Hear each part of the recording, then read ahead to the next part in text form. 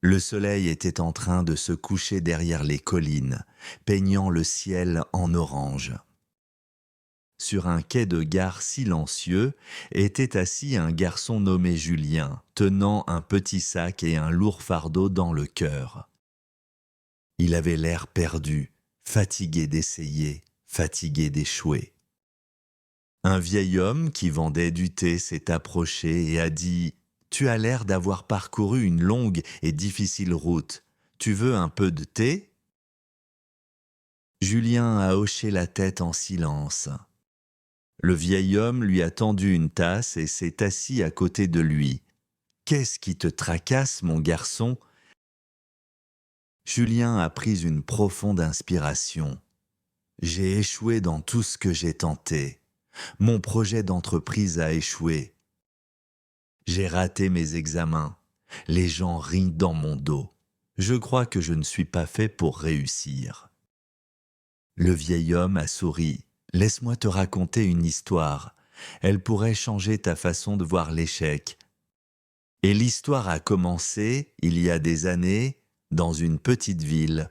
Vivait là un garçon nommé Ahmad. Il avait des rêves plus grands que son village. Il voulait devenir ingénieur et construire des machines pour faciliter la vie.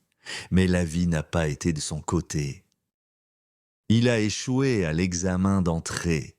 Pas une fois, ni deux, mais 4 fois. Ses amis ont avancé, ont trouvé des emplois, ont construit des ascenseurs. Ahmad, lui, est resté coincé avec ses bottes et sa confiance brisée.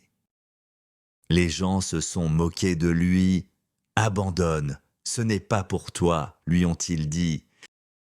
Mais Ahmad n'a pas abandonné. Il a changé sa manière d'étudier. Il a arrêté de se comparer aux autres. Il a commencé à apprendre de ses erreurs au lieu d'en pleurer.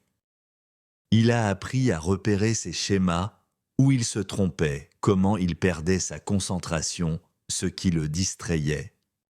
Chaque échec est devenu un manuel.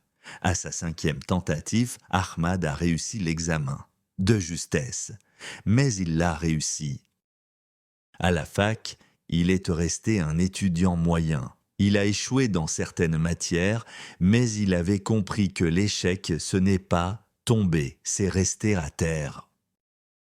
Il a posé des questions, a trouvé des mentors et s'est lancé dans de petits projets. L'un de ces projets, une machine pour économiser l'eau destinée aux agriculteurs, a remporté un prix national. Des années plus tard, Ahmad est devenu un inventeur respecté. Il a créé des machines pour les campagnes françaises, bon marché, intelligentes, efficaces. Lors d'un séminaire, un jeune étudiant lui a demandé : « Monsieur, saviez-vous toujours que vous alliez réussir ?» Ahmad a souri et a répondu : « Non, je savais juste que je n'allais pas abandonner, et c'est ça qui a tout changé. » Le vieux vendeur de thé a terminé son histoire et a regardé Julien. « Le succès ne naît pas des victoires faciles, » a-t-il dit. « Il naît du fait de se relever encore et encore quand le monde te dit de rester à terre. » Julien a regardé les rails du train, puis a levé les yeux. « Qu'est-il devenu, Ahmad ?» a-t-il demandé. Le vieil homme a souri. Il construit maintenant des écoles dans les villages et enseigne à des jeunes comme toi que l'échec est une marche, pas un mur.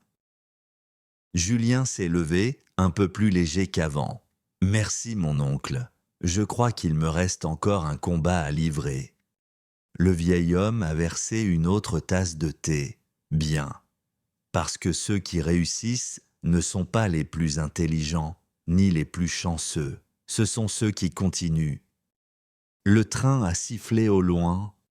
Julien s'est éloigné, non pas comme quelqu'un qui avait échoué, mais comme quelqu'un qui venait juste de recommencer.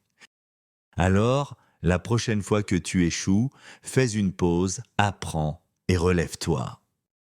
Parce que l'échec n'est pas l'opposé du succès, C'est le chemin qui y mène.